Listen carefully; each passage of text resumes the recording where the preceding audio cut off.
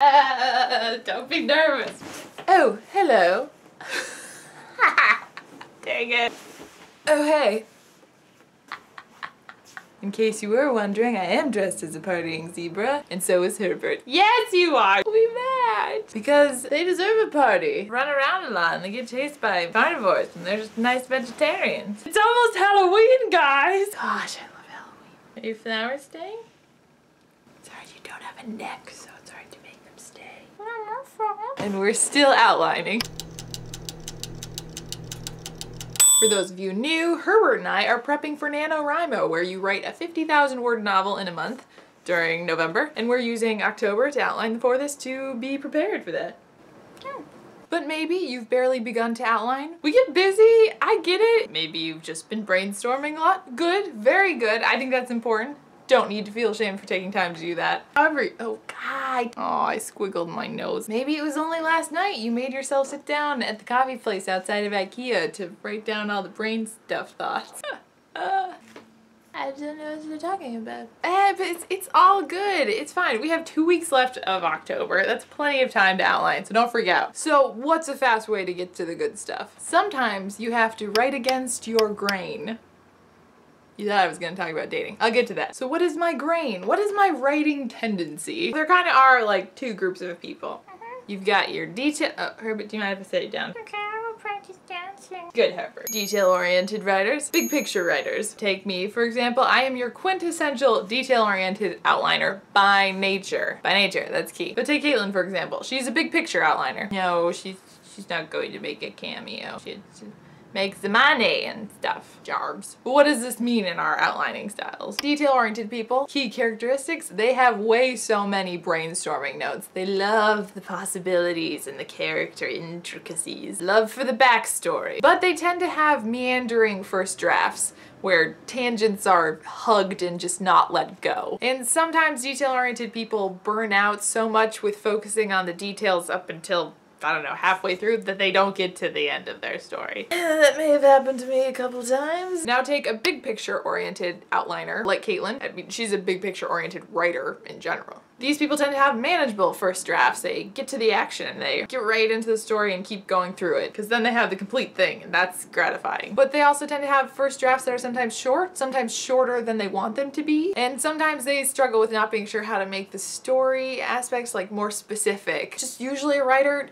tends to be leaning one of these ways. To this I say, once you're able to detect which way you lean, write an outline in the opposite direction. If you are detail-oriented, push yourself to stay big picture with your story. If you are a big picture person, push yourself towards the details. I had to really work myself to stay big picture, but it's good. It leaves me a much happier writer. If you can strike a balance in your outlining phase, maybe November could be a little less of this. Ugh! What happened to you? You betrayed me! That's you talking to your outline. And a little more of this. Done for the day?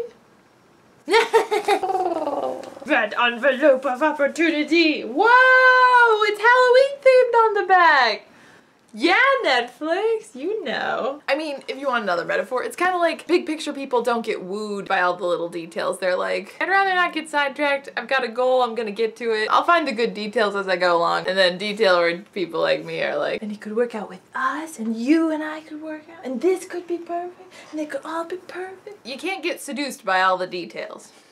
You're gonna remember that one now. You want the big thing to happen. You want the big narrative to take place. But for others of us, for big picture people, it's good for them to go on a few more dates, you know, see what's out there. For the record, I'm still talking about writing. Take a side character out for an evening, see what conversation comes up. Got a couple metaphors going on, the grain, dating, probably supposed to pick one. I like them both. So Sarah Tillett, she had a really good question.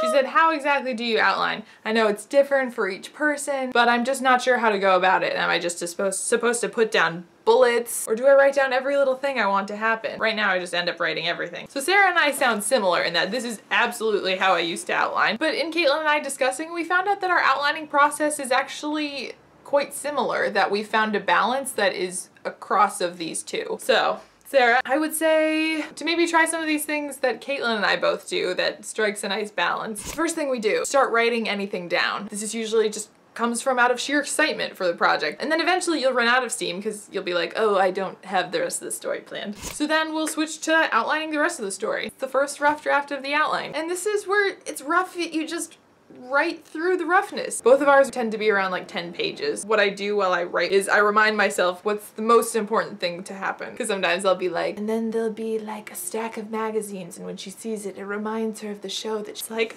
whoa, reel it back now. What needs to happen? She finds the journal. Okay. Next thing we both do is think about what's the dramatic question to my story. Check out week 7, and I talk a little bit more about what a dramatic question is. You don't have to come up with an answer, just generating ideas and keeping yourself on a track where your goal is to get a good structure. Then another thing we both do is character write-ups. Now for Linda, this is what comes pretty naturally. Writing about the characters and what they've gone through. You beautiful snowflake you are. For Caitlin, this is a little less fun for her. When I asked her, she said, yeah, it's a good thing to do, but for her it's not that compulsion to do it. Cause you know, like what would a person's first impression of this character be after a 5-minute conversation? Some other things Caitlin and I both do. Brainstorming obstacles.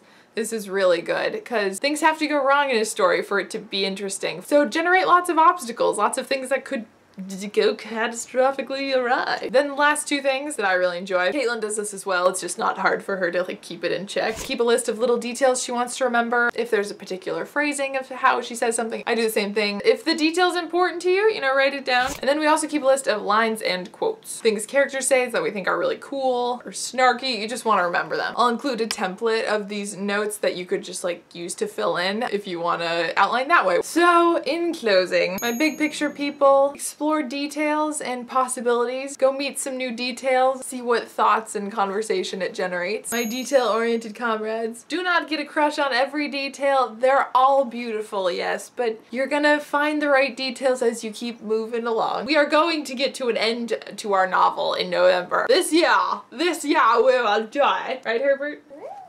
Last thing, if you ever considered criticizing how your notes look while you outline, I just have one thing to say to you. This is not a paragraph. What? In case you thought it needed to be a straight line. Just remember this face. You don't need to criticize yourself, beautiful snowflake. Instagram me pages of your messy journal. Make me proud.